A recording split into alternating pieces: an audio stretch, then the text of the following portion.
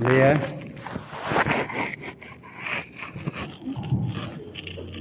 Assalamualaikum warahmatullahi wabarakatuh. Alhamdulillahilladzi arsala rasulahu bil huda wa dinil haq liyudhhirahu 'ala ad-dini kullih wa kafa billahi syahida. Asyhadu an la ilaha illallah wa asyhadu anna Muhammadan abduhu wa rasuluh iqraran bihi wa tauhida. Allahumma salli ala sayyidina Muhammad wa ala alihi wa sahbihi sallim tasliman mazida. Yang berbahagia ibu-ibu jamaah pengajian Masjid Al-Muhajirin, tentu saja mengawali perjumpaan kita sepatutnya kita bersyukur kepada Allah Subhanahu wa taala atas berbagai karunia dan nikmat yang telah dilimpahkan kepada kita sekalian. Di antara nikmat yang besar yang telah Allah karuniakan adalah yang sering orang lupa gitu ya, nikmat usia.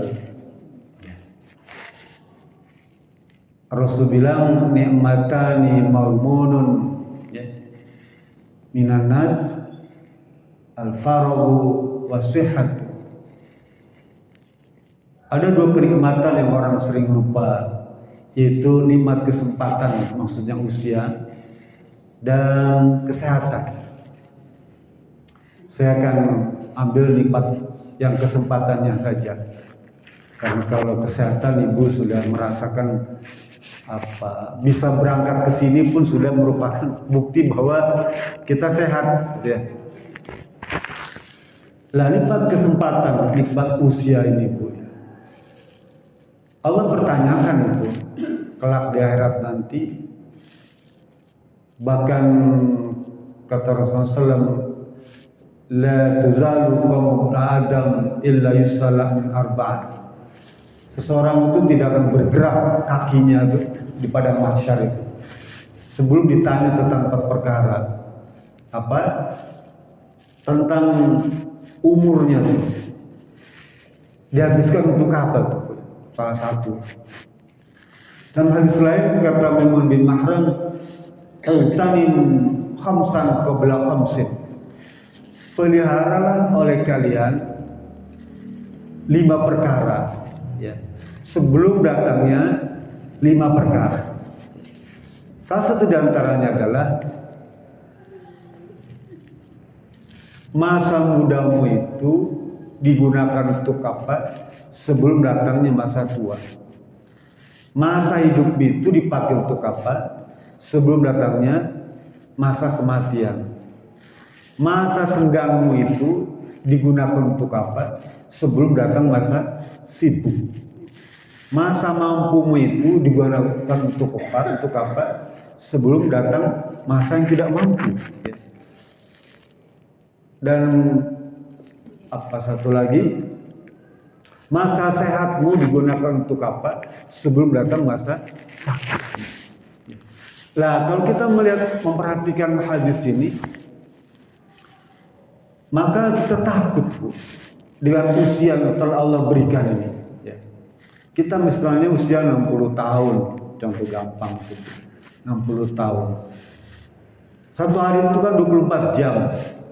Rata-rata orang tidur itu umumnya 8 jam. Sepertiganya kan. Berarti kalau 60 tahun, sepertiganya 20 tahun itu untuk tidur. Ya. Tidur kita 20 tahun.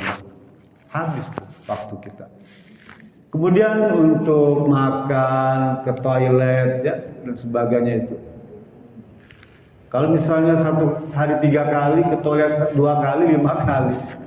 5 kali kali 40 menit atau 20 menit, udah 2 jam. Habis untuk itu. 2 jam artinya 1/10, 1/12 Kalau kita 60 tahun usianya, berarti 5 tahun. Kita untuk makan ke toilet itu habis 5 tahun. Kalau umur kita 60 tahun. Udah 25 tahun ya. Masa balik kita tuh mulai balik itu kan umur 15 rata-rata Bu ya. Artinya dari kecil sampai 15 itu bermain aja kan. Masa bermain 25 tambah 15 40 tahun. Itu terbuang waktu tuh. Tidak diperhitungkan. Artinya yang sisa itu dipakai untuk ibadah, untuk silaturahim, untuk mengaji segala macam itu. Cuma 20 tahun. Itu pun kalau digunakan ya. Ya kayak kita misal mengaji seminggu sekali, kali 1 jam. Ya. Sebulan baru 54 jam. Karena seminggu sekali kan sedikit sekali Bu ya. Oleh karena itu kalau kita misalnya tidak menggunakan waktu ini, maka harus bilang al-waktu kasayf. Waktu itu seperti pedang ya. Dia bisa membunuh diri kita. Makanya betul kata Allah Subhanahu wa taala, setiap orang itu merugi sebetulnya ya. Surat Al-Asr itu Allah bersumpah dengan waktu, wal asr. Sesungguhnya setiap orang itu pasti rugi dia. Kecuali orang yang beriman ya dan beramal soleh. Beriman dan beramal soleh. Beramal soleh itu sebenarnya tidak selalu dalam bentuk ubudiyah ibadah yang mahdhah, sholat, puasa, zakat, haji. Tidak selalu itu. Kan kita tidur pun sebenarnya kita bisa jadikan ibadah. Kalau kita paham ya. Asal ibu memulainya tuh dengan bismillah, dengan nawaitu tuh, bahkan kalau misalnya bagus lagi berwudu, baca falak binas, baca kursi, maka selama tidur itu kita ada dalam lindungan Allah Subhanahu wa taala dan itulah ibadah. Yang 8 jam tadi itu dia berubah, yang tadinya sia-sia karena dengan niat tadi maka berubah jadi ibadah. Tambah banyak. Nah, ke toilet tuh masuk pakai kaki kiri baca doa ya. Begitu ombe kita baca doa lagi. Allahumma hassin farji minal fawahishi wa tahhir qalbi minan nifaq. Keluar pakai kaki kanan ya. Jadi ibadah lagi. Makan ya. Yang selama ini cuma sekedar memenuhi hasrat atau keinginan selera aja tuh ya. Dia berubah jadi ibadah. Kalau dimulai dengan bismillah dan menggunakan tangan kanan dan mulai dari depan kan gitu ya. Mimma yalik tuh ya. Jangan misalnya kalau makan langsung ke sana yang ngambil tuh apa yang dekat ambil dulu gitu. Contoh. Maka itu semua adalah bimbingan Rasulullah SAW yang agar kita jadi ibadah. Karena nanti Bu di akhirat itu ada orang teriak Bu. Teriak ya. Dikisahkan nanti kita baca surat Al-Fatir ayat 37. Kata Allah Subhanahu wa taala, penduduk neraka itu teriak Bu. Ingin dikembalikan ke dunia. Untuk apa? Dia pengen beramal yang selama ini tidak pernah dia kerjakan. Ya. Al-Fatir ayat 37 tuh. Lalu Allah bilang, emang selama ini kamu untuk bikin apa umurnya panjang begitu ya. 37 surat 35 ayat 37 surat Fatir.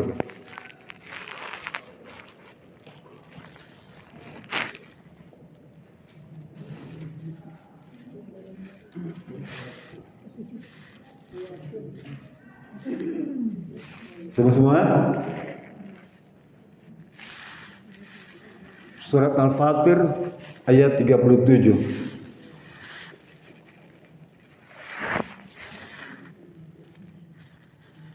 A'udzu billahi minasy syaithanir rajim. Bismillahirrahmanirrahim. Wa hum yastarihuna fiha Rabbana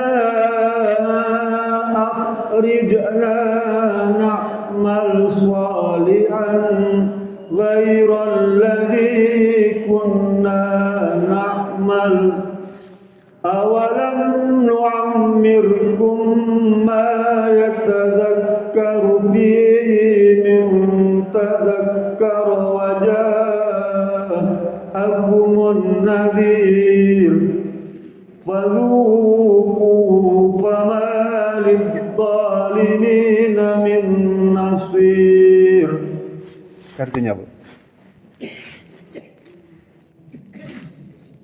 Mereka berteriak dalam neraka itu, "Dia Tuhan kami, biarkanlah kami dari neraka. Pasti kami akan mengerjakan kebajikan yang berlainan dengan perbuatan kami dahulu." Dikatakan kepada mereka, "Bukankah kami telah memanjakan mulutmu agar dapat berpikir bagi orang yang mau berpikir? Padahal telah datang memberi peringatan kepadamu, maka rasakanlah azab kami. Tidak ada seorang penolongku bagi orang-orang zalim." Ya, jadi penduduk ahli neraka itu dibilang, "Ya Rob, tolong kembalikan saya ke dunia nih, ya. Saya pengen beramal. Kemarin itu lupa karena sibuk ikut aktif di sosialita ya Rob, ya. Gak keburu tuh ngaji, ya. Gak keburu hadir di majelis taklim, gak keburu sholat berjamaah tarawih di masjid tuh, karena sibuk aktif. Karena di kantor juga padat pekerjaannya, di toko, di warung juga repot, ya. Di kebun juga perlu urusan, jadi gak keburu yang lain-lain. Belum lagi program bodybuilding mungkin ikut juga ya Rob. Jadi saya gak keburu waktu itu, tolong kembalikan saya ke dunia, Rob. Apa Allah bilang? Emang selama ini umur kamu udah saya tambah nih sampai 70 tahun, ngapain aja? Halo? Ngapain aja kata Allah kan? Sampai umur 70 tahun, 60 tahun. Itu tuh Bu, umur bertambah tuh, itu peringatan dari Allah Subhanahu wa taala, ya. Kalau kita baca ayat tadi, lah kan sudah saya berikan umur tambahan umur tuh usia tuh sampai 60, sampai 70. Karena saya bilang umar ummati baina sittina wa sab'in. Usia atau umur umatku itu rata-rata antara 60 sampai 70 tahun.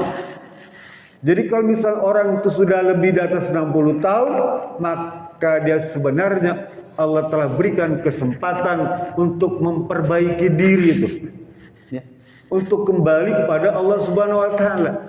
Tujuannya itu, ayat tadi bercerita tentang itu. Lalu Allah bilang, "Waja'akumun nazir." Dalam surat Al-Mulk, ya, surat Al-Mulk itu ada awalam ya'tikum nazir, ya. Sama tuh. Apakah ada orang yang datang kepadamu untuk memberikan peringatan? Apa ada kiai datang ke majelis taklimmu untuk mengajarkan sesuatu? Apa ada Pak Ustadz guru ngaji cerita tentang kehidupan akhirat di Masjid Muhajirin misalnya? Allah tanya begitu.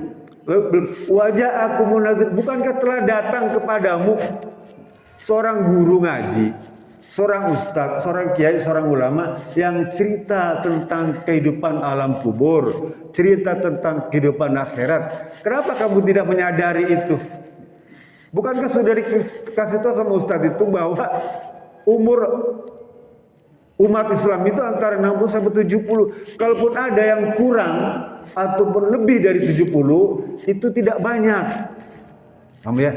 Ada atas 70 tahun, itu tidak banyak. Tapi rata-rata antara 60 sampai 70.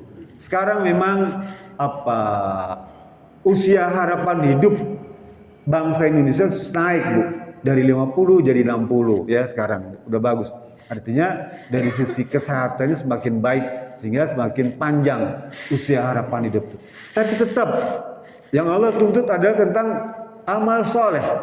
Amal ibadah itu yang dituntut, yang diharapkan. Sehingga begitu ada tambahan umur, maka perbanyaklah ibadah.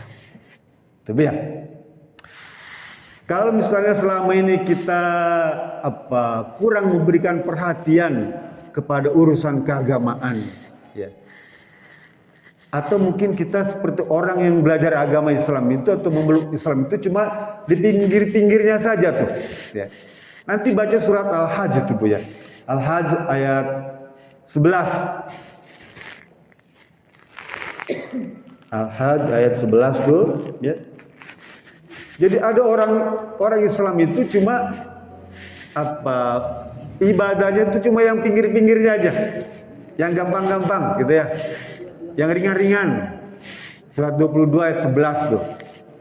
Nah, jadi ada orang yang hamba Allah itu yang ibadahnya ya di tepi gitu ya. Nggak sampai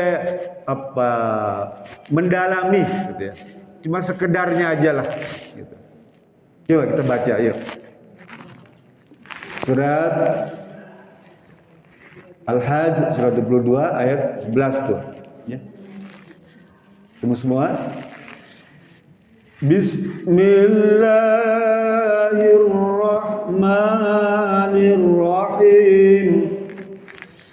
Wa minan nasi man ya'budullaha ala harf fa in asabahu khairun itma'anna bih wa in asabathu fitnatun qalaba ala wajhihi khasirat dunya wal akhirah dzalika huwal khusranul mubin. Artinya Bu. Dan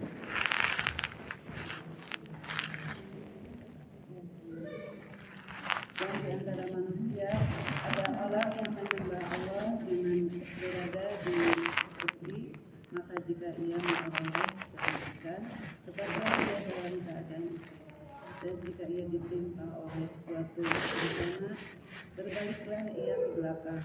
Rugilah ia di dunia dan di akhirat. Yang demikian itu adalah kerugian yang besar. Ya, tadi surat Al-Asri rugi saja. Ini orang yang benar-benar memiliki kerugian yang nyata, bangkrut istilahnya gitu ya. Orang benar-benar bangkrut Bu. Siapa mereka? Mereka yang hidup beragamanya itu cuma di pinggir-pinggir aja gitu ya. Ya mungkin dia tahu sholat, orang Islam itu harus sholat, tapi dia tidak praktekkan. Oh orang Islam itu harus mengeluarkan zakat, infak, sedekah, dia tahu, tapi dia tidak laksanakan. Oh orang Islam itu harus berpuasa Ramadan atau shaum sunnah, dia tahu, tapi dia tidak laksanakan. Orang Islam itu harus melaksanakan syariat Islam, dia tahu dia hukum Islam segala dia tahu, tapi dia tidak mau praktekkan itu. Oh dia bilang orang Islam itu harus pergi haji, umroh, ya, tapi dia tidak laksanakan. Orang Islam itu harus terus mengaji, karena mengaji itu adalah bisa mengantarkan seseorang kepada surga, ya. Dia tahu itu, tapi dia tidak mau datang ke tempat pengajian. Lah orang ini merasa nyaman dengan apa yang telah Allah berikan kepadanya tuh. Dia bilang cukuplah begini saja. Ya, nggak perlu cari yang lain lagi. Apa nggak sholat juga sudah cukup bahagia. Ya nggak pergi haji sudah cukup nyaman. Anak-anak sukses semua, bisa kuliah, bisa bekerja, semua. Cucu juga begitu. Sekalipun tidak sholat, tidak puasa, tidak zakat, nyaman. Tapi nanti suatu ketika Allah uji dengan musibah, dia akan berbalik menjadi kafir. Ya. Oh ini gara-gara saya sholat nih. Jadi toko saya bangkrut. Oh ini gara-gara saya pergi haji. Modal saya jadi berkurang. Itu Bu. Akhirnya dia tidak melaksanakan ibadah lagi. Padahal seluruh rangkaian ibadah itu akan memberikan kebaikan. Ya. Baik yang nampak maupun yang tersembunyi kebaikannya.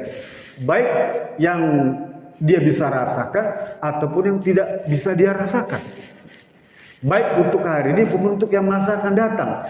Itu semua kebaikan, semua amal saleh, semua ibadah akan memberikan kebaikan bagi dirinya. Jadi tidak ada perintah Allah itu, perintah Rasulullah SAW itu yang mendatangkan petaka. semuanya memberikan manfaat, maslahat.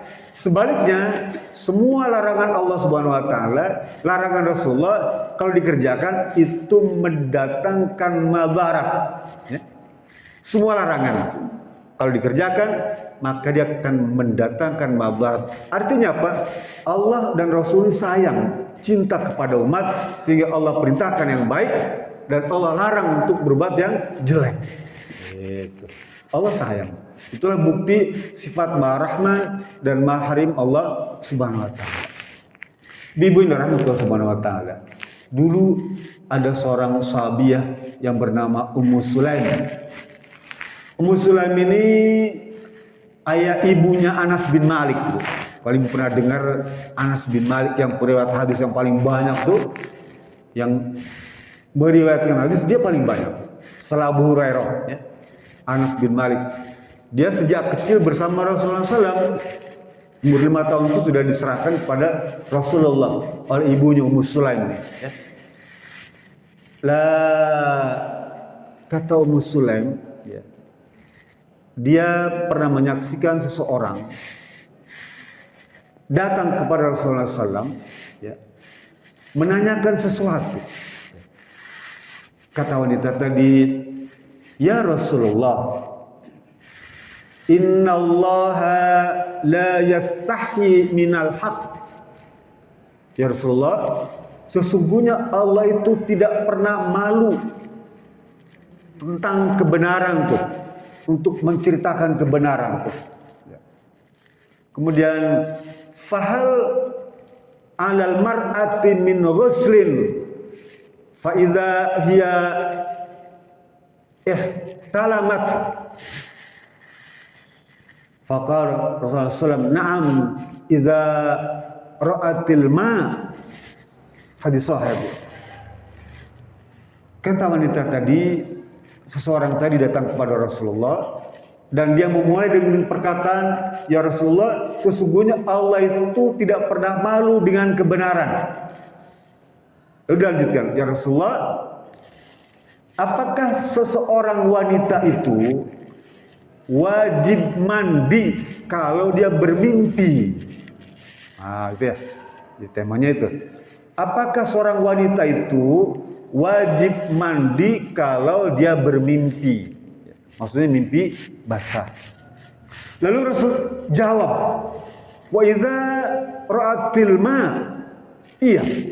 Kalau dia dapatkan air itu basah, ya, maaf saya tidak sebutkan air pada anggota tubuhnya itu, maka dia wajib mandi tubuh. Paham ya? Jadi kalau nampak ada air, maka dia wajib mandi. Sekalipun dia tidak bermimpi. Paham, Bu? Sebaliknya, sekalipun dia bermimpi, tapi dia tidak temukan air, maka tidak wajib mandi. Paham ya? Jadi kalau misalnya dia bermimpi tapi tidak dia dapatkan air, maka tidak perlu mandi.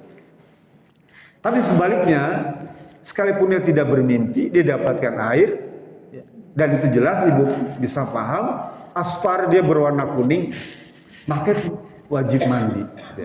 Kemudian yang ketiga, kalau air itu meragukan, ragu-ragu, apakah air keringat, mohon maaf, najis, ya, air seni misalnya, atau air yang jenis yang lainnya, dan ibu ragu tentang itu, maka tidak perlu mandi.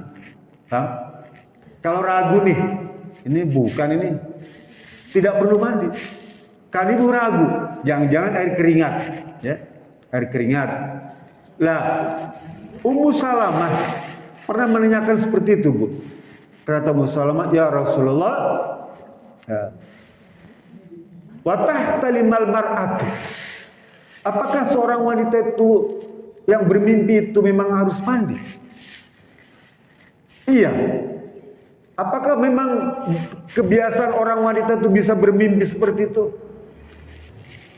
Lalu Rasul bilang, taribat yadak ya Ummu Salamah. Ya. Emang kamu gimana sih, gak ngerti? Ya. Fabima yushbihuha waladuha Lah itu keturunan-keturunan kalian itu yang kadang-kadang menyerupai ibunya, menyerupai neneknya. Bukankah itu bagian daripada cairan itu? Paham ya? Jadi cairan itu, air itu yang menyebabkan seseorang itu menjadi wanita atau laki-laki. Hadis ini juga diceritakan kepada orang Yahudi. Tentang ketika ditanya bagaimana ya Rasulullah seseorang itu memiliki keturunan laki-laki atau memiliki keturunan perempuan. Kan macam-macam Bu, anak cucu ini kan anak kita laki-laki, anak kita perempuan atau perempuan semua atau laki-laki semua. Kan macam-macam dia. Lalu Rasul jawab tentang a'la wa sabqa. Ya. A'la itu tentang apa? Dominasi. Jumlah kuantitasnya atau volumenya paling banyak. Sedangkan as-sabqu itu kekuatannya. Ya. Kalau mobil itu kan ada, kalau yang diizinkan di jalan tol itu cuma 80 sampai 100 ya, kecepatan gitu. Ya. Kalau di jalan biasa kan cuma 60 km per jam. Lah Rasul bilang kalau cairan wanita itu lebih banyak daripada cairan laki-laki, maka dia akan jadi perempuan. Anak tuh ya. Kalau cairan laki-laki itu lebih banyak daripada perempuan, maka dia jadi laki-laki. Itu hadis Nabi Bu, Rasulullah cerita tuh. Jadi ini juga termasuk ilmu genetika. Ya. Lalu Rasul bilang tentang asabku, yang kecepatannya lebih tinggi, ya. Itu akan menyerupai yang bersangkutan. Kalau misalnya bapaknya tuh kecepatannya lebih tinggi, maka anak itu akan menyerupai bapaknya.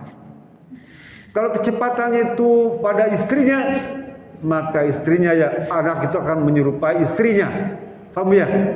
Jadi kalau begitu gini. Kalau anak itu perempuan dan menyerupai ibunya, maka dia lebih banyak ibunya dan lebih cepat ibunya.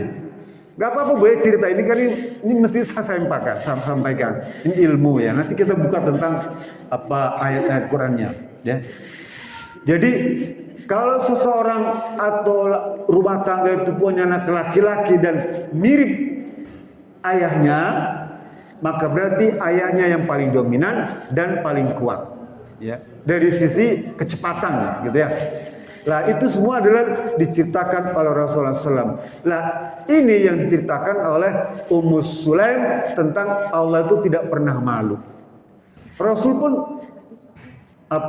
merasa tidak malu juga ya untuk menceritakan kebenaran. Jadi kalau misalnya orang bertanya tentang kebenaran, maka tidak boleh ada rasa malu. Nah, jadi malu itu ada dua. Malu yang terpuji dan malu yang tercela.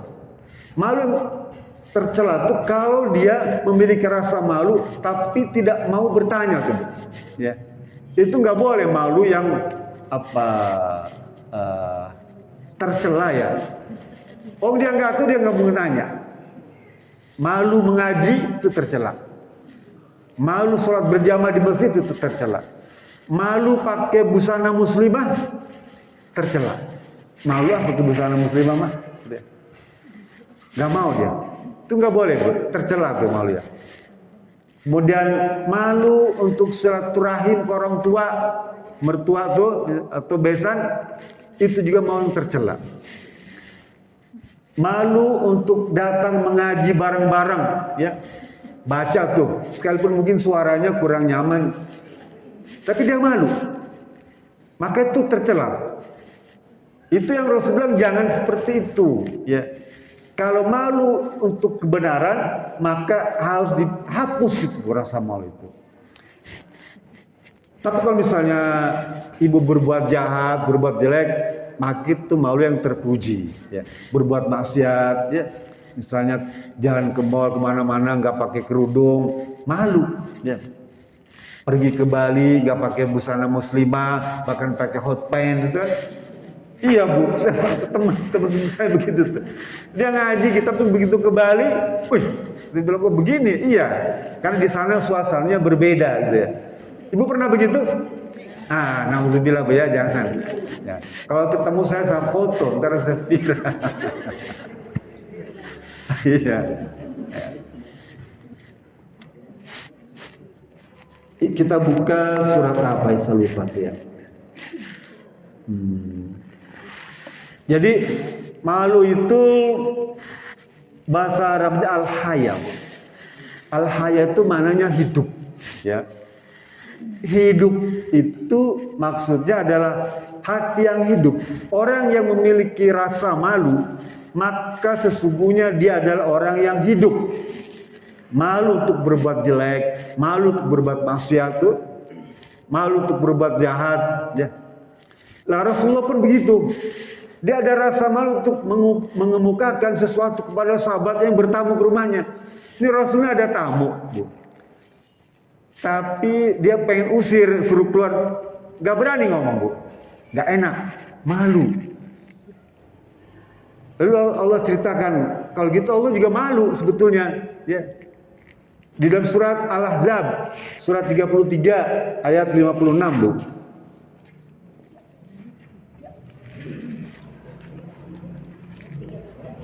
Ayat 56 ya.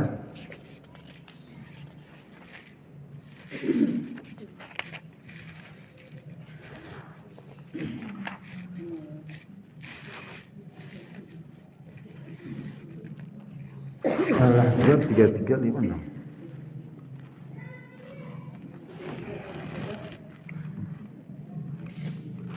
Oh, bukan biasa tak. Artinya beda.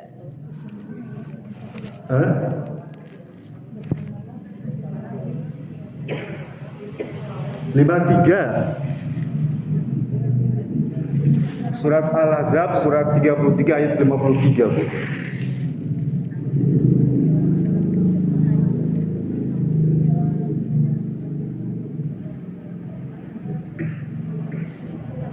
Temu semua? Surat 33 Al-Ahzab ayat 53. Ya. Ya. Kita baca yuk. Bismillahirrahmanirrahim.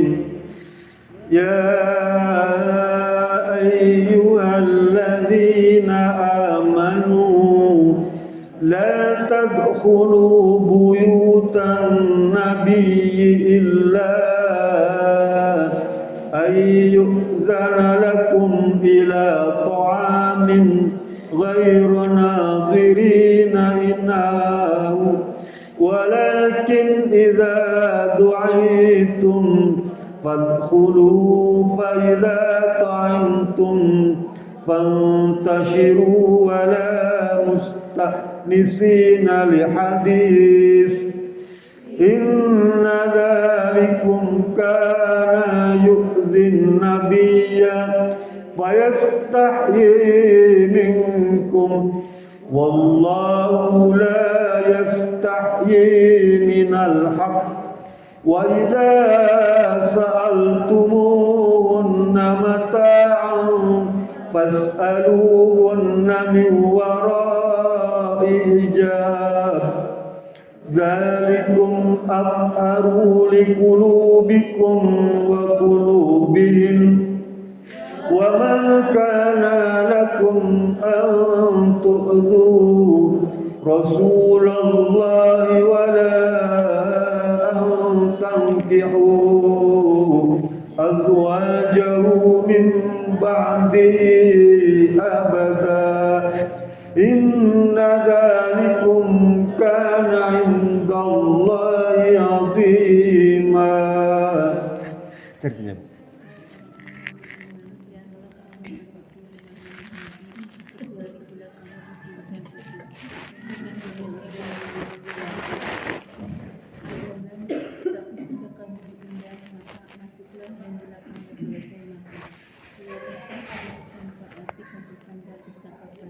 Sesungguhnya yang demikian itu akan mengganggu Nabi malu kepadamu untuk menyuruh kamu keluar, dan Allah tidak malu membenarkan yang benar apabila kamu meminta sesuatu atau keperluan kepada mereka isi Nabi, maka mintalah yang dijelaskan, tapi cara yang diberikan itu lebih suci bagi hatimu dan hati mereka, dan tidak boleh kamu menyakiti hati Rasulullah dan tidak pula mengawini isi-isinya selama-lamanya sesudahnya dia wafat. Sesungguhnya perbuatan itu adalah amat besar dosanya di sisi Allah.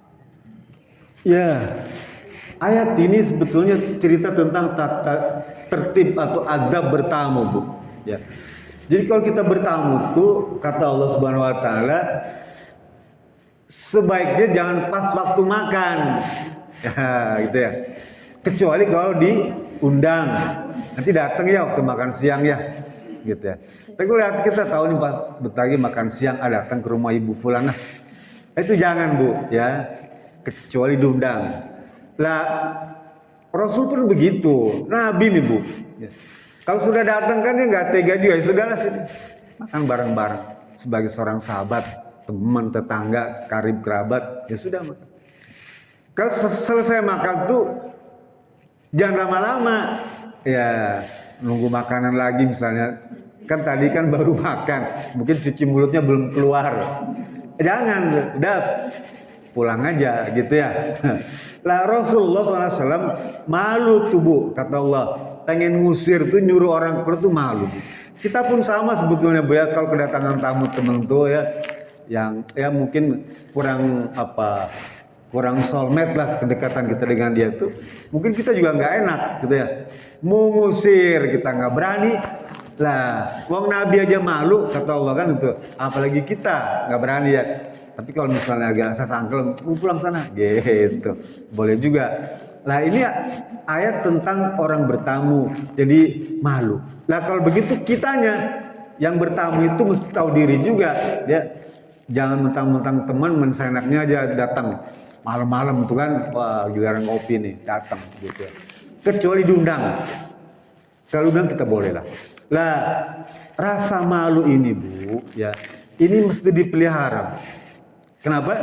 Karena Allah akan memberikan beberapa kebaikan. Yang pertama, malu ini merupakan bagian daripada iman, Bu. Ya. Al-haya'u minal iman wal imanu fil jannah. Malu itu bagian daripada iman. Syu'batul iman. Dan iman orang beriman itu mesti di surga. Jadi dia paralel, Bu. Semakin tinggi rasa malu seseorang, semakin tinggi keimanannya. Sebaliknya, kalau orang itu nggak tahu malu, ya, mananya imannya juga rendah. Tuh ya. Jadi malu adalah bagian daripada iman. Yang kedua, malu ini akhlak para nabi. Ya. Kata Rasul, arba'atun min sunanil mursalin. Ada 4 perkara yang itu merupakan akhlak, kebiasaan para rasul. Satu, at-ta'attur, pakai minyak wangi, parfum itu, ya. Jadi para nabi itu senang dengan parfum, minyak wangi itu. Ibu suka pakailah, ya. Nggak apa-apa merek apapun ya, tapi jangan pakai minyak sinyong-nyong. Pakai parfum at-ta'attur ya, supaya wangi, ya. Kan memang mohon maaf, Bu, sebagian orang itu dia punya metabolisme berbeda-beda, ya. Ada yang mungkin keringetan terus, ya, sehingga menimbulkan smell yang kurang nyaman, itu perlu parfum. Ada memang udah inner beauty dari dalam tuh tanpa parfum dia memang sudah nyaman. Ya boleh pakai beras kencur boleh gitu. Dulu, Bu, ya, kalau ngaji itu ibu tuh mesti bawa remason kan, bawa minyak kayu putih. Itu. Tapi nggak apa-apa, itu jauh lebih baik ya ketimbang bau badan. Lah, Rasulnya ajarkan itu semua agar orang Islam itu dituntut oleh Allah Subhanahu Wa Taala dan Rasulnya dituntut supaya wangi, sama seperti wangi harumnya surga tuh. Karena kehidupan orang Islam, orang beriman itu mesti di surga. Jadi ta'atur, gunakan pewangi. Yang kedua as-siwak. Dulu yang sikat gigi lah. Yang mungkin kalau di kita para ulama mengkiaskan dengan sikat gigi. Sebenarnya siwak, sikat gigi. Karena disunahkan siwak itu menjelang mau sholat, Bu. Jadi begitu mau berdiri tuh, ya, gosok siwak. Di Mekah murah lah ya. Saya sering dikirim oleh-oleh sama sahabat-sahabat saya tuh mesti bawa siwak karena saya suka pakai siwak ya, gosok gigi. Jadi gosok gigi di rumah biasa pakai Pepsodent, siwak juga ya pas mau sholat. Nah itu merupakan warisan para nabi. Dan Nabi Muhammad juga memberitahukan kepada kita, orang yang sholatnya dengan menggunakan siwak itu jauh lebih afdal dibandingkan dengan orang yang sholat tanpa siwak. Artinya apa? Ada keutamaan ya. Dan ini merupakan apa? Sunnah Nabi. Lalu Rasul bilang, man ahabba sunatan ya ma'i fil jannah. Barang siapa yang senang dengan sunnahku, maka dia akan bersamaku nanti di surga. Artinya apa? Kita hidupkan sunnah-sunnah itu. Ibu boleh nggak? Boleh. Pakai siwak boleh. Ibu-ibu kalau mau ya. Ya, nanti lipstiknya hilang, nggak apa-apa kan itu ya. Kan cuma dikit giginya aja gitu ya. Cuma syarat aja, asal muter aja. Muter nggak apa. Siwak ya. Nanti di rumah cari siwak atau beli oleh-oleh. Nanti kalau ada ibu yang pergi umroh, pergi haji, pesen nanti pulang bawa siwak ya. Murah, satu bungkus itu cuman isi 10 tongkat itu ya, sejengkal gini lah panjangnya, ukuran jari gitu, murah bu, cuma 1 real, murah sekali. Nah siwak boleh, kan itu sunnah. Sama dengan celak mata, ismid ya. Ibu celak mata tuh bukan eyeshadow, apa dulu mah celak mata bu ya, yang apa istilahnya kalau kamu saya ismid ya, kayak menyan gitu ya, ditumbuk halus tuh. Hitam. Itu juga sunnah. Kalau ibu bisa praktekkan sebelum tidur itu, kalau misalnya mau keluar malu, mau tidur bu, itu bisa memberikan apa? Efek kesehatan yang bagus bu. Mohon maaf bu ya, itu belak bisa bersih. Keluar dia, bisa membersihkan kotoran. Itu ismid. Dan itu disunahkan bu, ismid. Mungkin kalau keluar malu bu ya, karena dia akan hitam membekas. Udah mau tidur aja, mau tidur. Saya pun kadang-kadang mau tidur pakai ismid itu untuk membersihkan mata. Ya, pagi-pagi dicuci, membersihkan lagi itu, karena ada bekasnya, ada hitam gitu ya. Boleh bu, boleh ismid itu ya. Termasuk juga kalau wanita inai itu apa?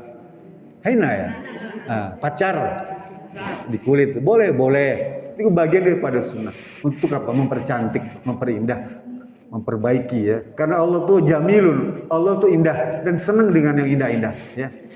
Saya teruskan. 4 warisan Nabi itu, 1 ta'atur, 2 siwak, yang 3 an-nikah. Itu 3 warisan para Nabi. Yang keempat rasa malu al-haya. 4 warisan Nabi itu apa? 1 ta'atur, 2 siwak, 3 menikah, 4 haya, malu. Nah itu merupakan warisan Nabi Muhammad SAW. Kalau begitu malu itu akhlak para nabi. 3 tuh ya. Yang keempat, malu juga merupakan akhlak para malaikat. Ya, malaikat juga rasa malu. Ya. Yang kelima, sifat malu itu dia bisa mengantarkan seseorang kepada al-jannah, surga. Karena sifat malu itu juga bisa mengantarkan orang pada surga. Karena dia merupakan bagian daripada iman. Hadisnya tadi, al-haya'u minal iman wal imanu fil jannah. Malu itu bagian daripada iman dan iman itu tempatnya di surga. Artinya malu itu mengantarkan orang kepada al-jannah, surga. Yang ketujuh, malu itu bisa mencegah perbuatan keji dan mungkar, perbuatan jahat, perbuatan maksiat. Orang kan kalau misalnya malu, contoh nih saya kasih apa? Kalau yang suka biasa pergi ke kafe, dunia malam, hiburan itu, kalau dia punya rasa malu, dia malu. Pergi ke diskotik, ya, ke kafe, malu nggak enak. Artinya apa? Rasa malu itu mencegah dia untuk melakukan perbuatan maksiat. Contoh misalnya ada orang utang, ditagih nggak bayar. Malu kalau ditagih nggak bayar. Gitu. Rasa malu itu mencegah dia dari perbuatan zalim. Paham ya? Ini pergi misalnya, contoh nih, berenang. Ibu suka berenang nggak? Nggak apa-apa. Terus tiba-tiba di sana ibu melepaskan busana muslimahnya. Malu nggak enak kalau berenang nggak pakai busana muslimah, gitu. Pakai busana muslimah berenang. Jadi rasa malu itu mencegah kita untuk perbuatan maksiat, perbuatan keji. Ya. Terus yang misalnya diajak oleh teman, ya, nonton sebagainya itu, malu takut ketemu teman. Itu semua tuh rasa malu bisa mencegah perbuatan maksiat, gitu ya. Rasa malu penting sekali, Bu. Yang kedelapan, rasa malu itu bisa memberikan ketentraman pada hati. Enak, ya, nyaman, ya. Orang yang ingin selamat, bahagia dunia dan akhirat, tanamkan rasa malu. Orang yang memiliki rasa malu, istri yang memiliki rasa malu, dia tidak berani berkhianat pada suaminya. Ya. Di saat suaminya pergi misalnya. Sama suami yang memiliki rasa malu, dia juga tidak mau berdusta kepada istrinya. Orang tua yang memiliki rasa malu tidak akan menganiaya atau menyakiti istri dan anaknya. Tidak akan. Seorang guru yang memiliki rasa malu tidak akan memberikan tugas beban yang memberatkan pada muridnya. Nggak enak. Seorang pejabat yang memiliki rasa malu tidak akan membuat peraturan yang menyengsarakan rakyat. Nggak akan, Ibu. Ya. Seorang katakanlah aparat, ya, yang memiliki rasa malu tidak akan melakukan penipuan, kejahatan, ya, narkotika, minuman keras, judi dan sebagainya, prostitusi. Dia tidak akan. Kalau pejabat itu, aparat itu memiliki rasa malu. Tapi kalau dia tidak memiliki rasa malu, ya sudah, ketangkep pun dia bangga, masuk TV dan sebagainya. Karena dia tidak punya rasa malu. Nah, Islam dituntut orang tuh memiliki rasa malu. Ya. Pertama, rasa malu itu ditujukan kepada Allah Subhanahu Wa Taala. Ya. Malu kepada Allah Subhanahu Wa Taala. Yang kedua, malu kepada diri sendiri. Yang ketiga, malu kepada orang lain. Malu kepada Allah, ya, karena Allah telah memberikan kenikmatan yang banyak pada kita, Bu. Allah berikan rezeki, berbagai macam rezeki, ya. Kata Ibnu Qayyim, rezeki itu ada 3. Yang pertama, rezeki yang sudah dinikmati dan dirasakan. Satu tuh, ya, kata Ibnu Qayyim. Rezeki yang sudah dinikmati dan dirasakan dan kelihatan. Rumah, mobil, tuh anak, cucu, itu rezeki semua. Kesehatan dia bisa rasakan. Itu nikmat yang sudah dia terima dan dia rasakan. Yang kedua, nikmat yang dia harapkan, dia inginkan dan belum dia rasakan. Masih ditunggu-tunggu. Apa contohnya? Pengen dapat hadiah 1 miliar dari Allah. Contoh gitu ya. Nah gitu. Belum dapat itu. Pengen dapat misalnya hadiah umroh. Contoh, belum kesampaian. Ya, belum. Itu rezeki yang ditunggu-tunggu diharapkan. Dan yang ketiga, rezeki yang Allah telah berikan sebenarnya, tapi dia tidak tahu kalau itu merupakan rezeki yang Allah berikan. Apa contohnya? Denyut jantung nih. Ibu bisa rasakan denyut jantung? Ya. Mesti ibu bisa rasakan. Selama dia berdetak terus itu artinya tetap hidup. Ya. Kita nggak sadar kalau denyut jantung itu merupakan nikmat. Bayangkan kalau itu berhenti, ya berhenti. Nafas, kadar gula yang rendah, kolesterol yang rendah, itu semua kenikmatan, Bu. Yang ibu tahu itu nikmat kalau ibu cek up tuh kecil semua, ya. Itu kenikmatan, Bu. Ya. Kadang-kadang kita tidak merasakan kalau itu semua, ya, merupakan kenikmatan. Bahkan Rasul bilang gini, dalam sebuah doa tuh dia bilang, ya hayyu ya qayyum bi rahmatika astaghits waslih li fi syani kullah walau tarfata aini. Ya Rabb yang maha hidup dan maha tegak tuh, bi rahmatika astaghits, hanya karena rahmat pula saya minta pertolongan, istighosah kepadamu, memohon kepadamu ya Rabb. Waslihni fi sya'ni kullah. Tolong perbaiki segala macam urusan kehidupan saya nih, ya. Ibadah, sosial, ya, pendidikan macam-macam itu tolong perbaiki ya Rob, supaya menjadi lebih baik. Apa? Pendek kata segala macam urusan hidup ini supaya menjadi lebih baik. Apa? Improve for the better, tuh.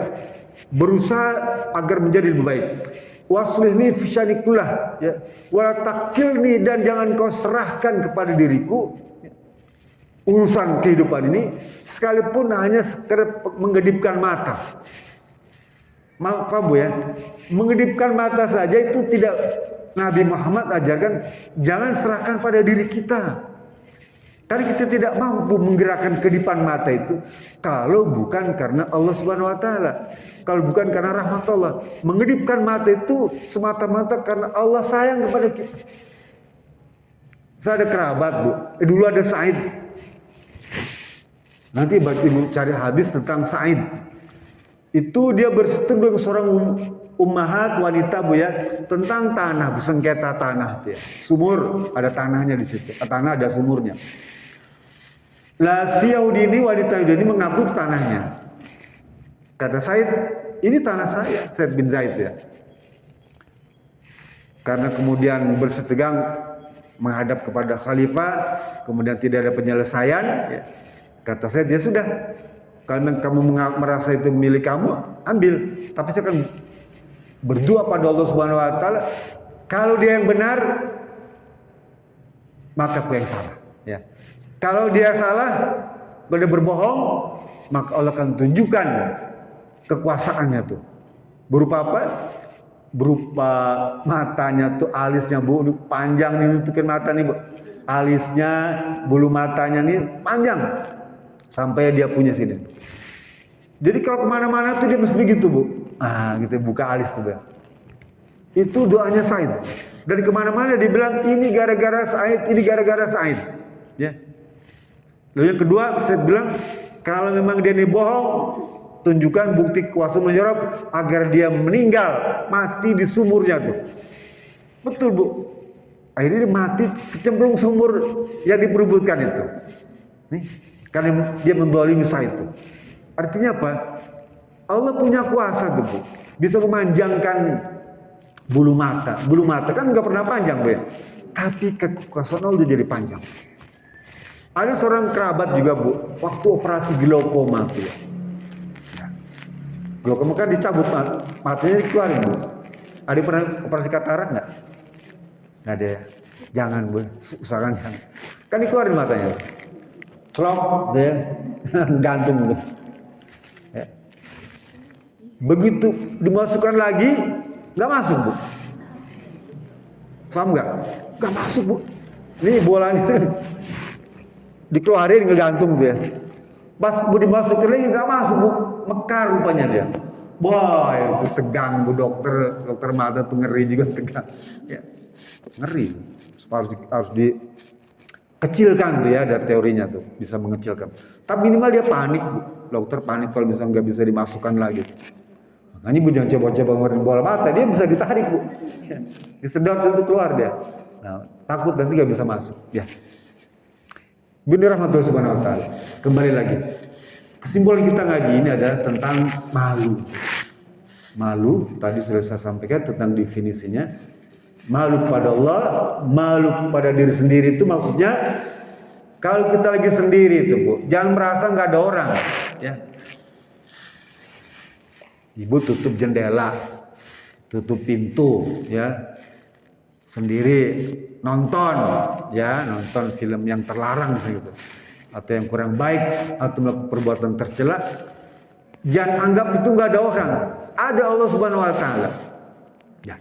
Oleh karena itu kata para ulama, kalau kita punya keinginan untuk berbuat jelek, berbuat jahat, berbuat maksiat ya, kalau lagi sendiri nih Bu ya, pandanglah engkau ke langit, perhatikan di sana ada penduduk langit yang perhatikan. Siapa? Para malaikat. Kalau itu juga masih belum bisa menurunkan hasratmu untuk berbuat jahat, berbuat jelek, pandanglah ke bumi. Perhatikan, di sana ada penduduk bumi. Siapa? Para arwah tuh, ya. Orang yang sudah dikubur segala macam tuh, ya. Para arwah dan mungkin makhluk lainnya, ya. Harus bisa mengurangi. Kalau itu juga belum mampu mengurangi syahwat kita, hasrat untuk berbuat jahat, pandanglah dadamu. Perhatikan bahwa engkau sesungguhnya memiliki ayat Quran yang ada dalam dadamu. Kan setidaknya kita hafal Fatihah, Bu ya. Maka perhatikan dadamu. Bahwa di dadamu ada Fatihah yang kamu hafal. Tidakkah engkau malu dengan Fatihah yang pada dirimu itu? Kalau masih belum juga sanggup meredam hasrat untuk berbuat jelek tadi, kata para ulama, kata Fudail bin Iyad, anggaplah dirimu itu seorang hewan, seekor hewan. Tuh. Kalau kita sudah tidak sanggup meredam keinginan hasrat untuk berbuat jelek tadi, anggaplah dirimu itu sebagai seekor hewan. Paham maksudnya? Kalau sudah dengan beberapa cara itu masih juga, contoh nih, berjudi atau minum khamar. Kan sekarang banyak ibu-ibu minum khamar, Bu. Wah, sekarang ngeri, Bu.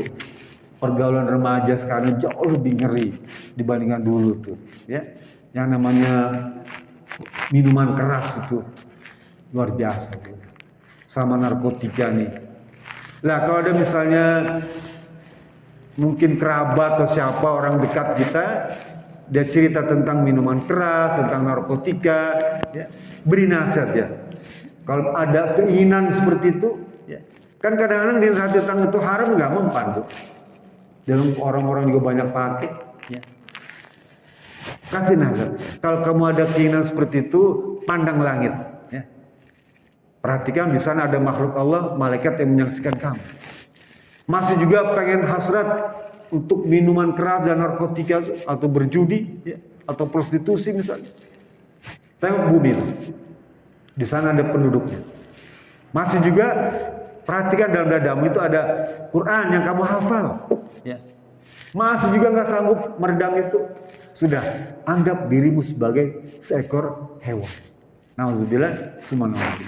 Jadi kesimpulannya kembali lagi, satu tentang rasa malu, yang kedua untuk mempraktekkan ihtilam mimpi itu, ya. Ibu kalaupun misalnya nggak berani mandi itu, ya, ibu boleh tayamum, ya. Contoh misalnya malam kan hujan dingin sekali dan sebagainya, ya. Terus mohon maaf bermimpi, ya. Dan memang itu positif betul, ya. Dan mandi juga nggak berani karena dingin, ya. Air hangat gak ada, ya sudah tayamum, ya. Tayamum, selesai sholat. Gitu. Dan kalau misalnya tidak ada airnya, ya, maka ibu tidak perlu mandi. Paham ya? Sekalipun bermimpi. Tapi misalnya sekalipun tidak bermimpi ada air, maka ibu harus mandi. Dan kalau misalnya meragu-ragu air tadi, ya, dipakai ibu ragu-ragu, maka tidak perlu mandi. Paham ya? Dulu pernah saya sampaikan tata cara mandinya ada dua cara. Atas dari Siti Aisyah dan Siti Maimunah. Kalau Siti Aisyah, ibu berwudu biasa saja. Berwudu biasa tuh dari tangan, mulut, hidung, wajah, tangan, kemudian telinga, jidat, telinga dan kaki, beres, mandi. Diguyur tuh ya, mandi, basuh semua, selesai, sudah. Tinggal berdoa, doa, selesai wudhu tuh ya.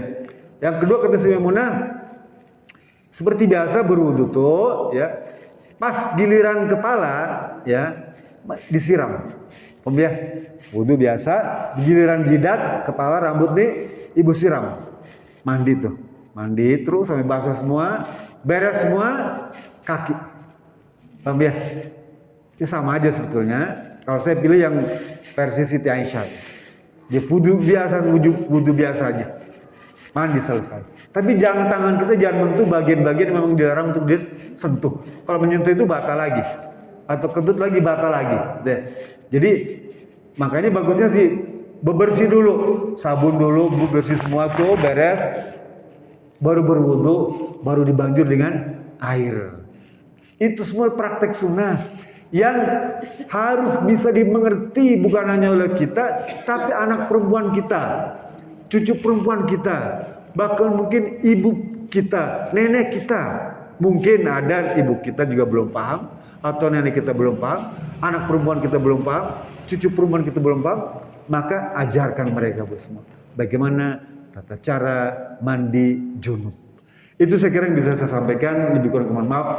Fatum sata'tum walakum minkum bila kita sama tutup dengan munajat kepada Allah Subhanahu wa taala. Allahumma shalli ala Muhammadin wa radallahu tabaraka wa ta'ala sadatin wa rasulil ajmain. Allahumma ighfir muslimin wal muslimat wal mu'minin wal mu'minat al ahya minhum wal amwat innaka samiun qaribun mujibud da'wat ya qadiyal hajat. Allahumma iftah alaina futuhal arifin warzuqna fahman nabiyyin bijaka khatamil mursalin. Allahumma faqihna fid din wa 'allimna ta'wil wahdina siratal mustaqim. Allahumma arinal haqqa warzuqna tibaa wa arinal batila warzuqna tinaba. Allahumma ta'ala jamana jam marhuma fattafaruqna min ba'da farqa masuma. Rabbana blana min azwajina wa min dzurriyyatina qurrata a'yun waj'alil muttaqina imama. Rabbana atina fid dunya hasanah wa fil akhirati hasanah wa qina adzabannar. Alhamdulillahirabbil alamin. Assalamualaikum warahmatullahi wabarakatuh. Kalau ada yang ditanyakan silakan, Bu.